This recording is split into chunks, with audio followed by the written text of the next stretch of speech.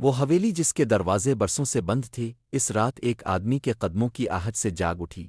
سائیں بخش بس خاموشی کی تلاش میں نکلا تھا، مگر اسے کیا خبر تھی کہ خاموشی نہیں، کوئی اور ہی اس کا انتظار کر رہی ہے۔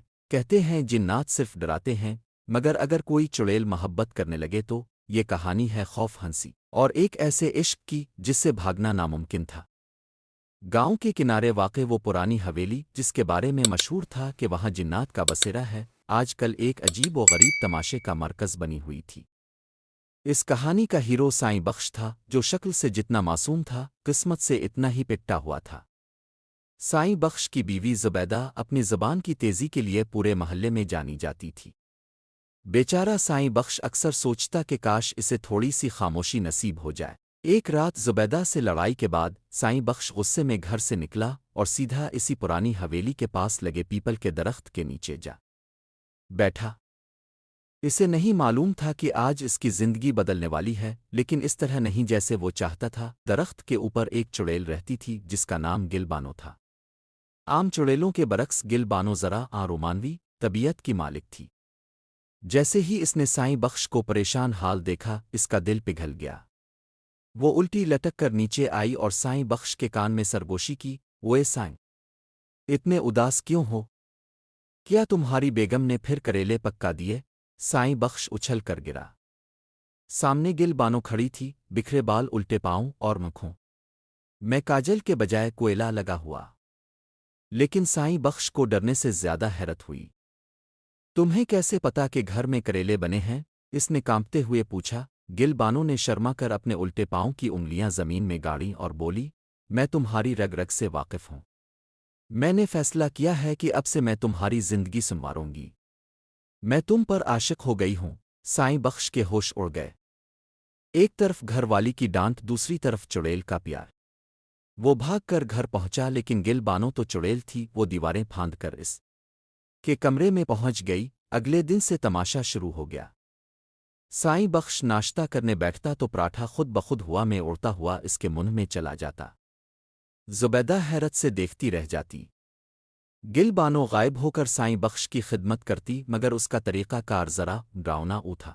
اگر سائیں بخش کو چھینک آتی تو گل بانو غائبانہ طور پر اس کی ناک صاف کرنے کے لیے زبیدہ کا نیا دوپٹہ استعمال کر لیتی۔ زبیدہ جب سائیں بخش پر چلاتی تو گل بانو اسے زور کا چٹکی کاٹتی یا اس کے بال کھینچ دیتی۔ زبیدہ پریشان ہو گئی کہ سائیں بخش پر کوئی جن آ گیا ہے، جبکہ سائیں بخش کو سمجھ نہیں آ رہا تھا کہ وہ اس چڑیل مشوقہ سے جان کیسے چھڑائے۔ ایک شام گل بانو سائیں بخش کے سامنے مکمل ظاہر ہو گئی، صرف سائیں بخش کو نظر آ رہی تھی۔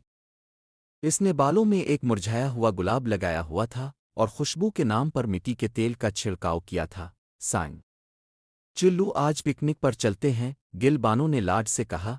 سائیں بخش نے گھبرا کر کہا، میری بیوی مار ڈالے گی، اور ویسے بھی چڑیلیں قبرستان جاتی ہیں، پکنک پر نہیں۔ گل بانو نے منہ بسورا، تمہاری وہ موٹی زبیدہ سے تو میں اچھی ہوں۔ دیکھو میرے پاؤں کتنے منفرد ہیں، ہمیشہ پیچھے کی طرف چلتی ہوں تاکہ ماضی کی یادیں ساتھ رہیں۔ سائیں بخش نے سر پکڑ لیا۔ گل بانو اس کے لیے تحفے لانے لگی۔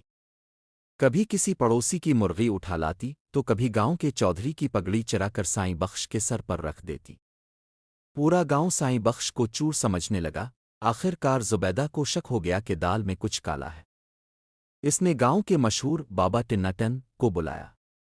بابا جی نے جیسے ہی عمل شروع کیا، گل بانو غصے میں آ گئی۔ اس نے بابا جی کا مسئلہ ہوا میں اڑا دیا اور ان کی داڑھی میں گانٹھے لگا دیں۔ تب سائیں بخش کو ایک ترکیب سوجھی۔ اس نے جان لیا تھا کہ گل بانو کو صرف تعریف اور توجہ چاہیے۔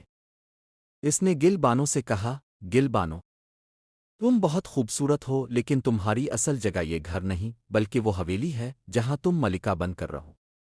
اگر تم وہاں جاؤ گی تو میں ہر جمعرات کو تمہارے لیے گندے انڈوں کا حلوہ لے کر آؤں گا، جو چڑیلوں کو بہت پسند ہوتا ہے۔" گل بانو جذباتی ہو گئی۔ "سچ؟ تم میرے لیے اتنی قربانی دو گے؟" سائیں بخش نون جھوٹ موٹ کے آنسو پونچھے، "ہاں، تمہارا عشق عظیم ہے، اسے اس چھوٹے سے گھر میں قید نہ کرو۔" گل بانو مان گئی اور ایک زوردار قہقہا لگا کر غائب ہو گئی۔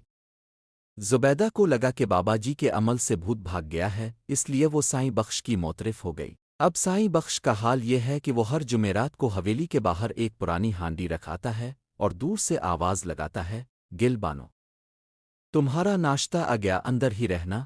گاؤں والے سمجھتے ہیں کہ سائیں بخش کوئی بہت بڑا عامل بن گیا ہے جو چڑیلوں کو کھانا کھلاتا ہے، جبکہ سائیں بخش صرف اپنی جان بچانے کی قیمت ادا کر رہا ہوتا ہے۔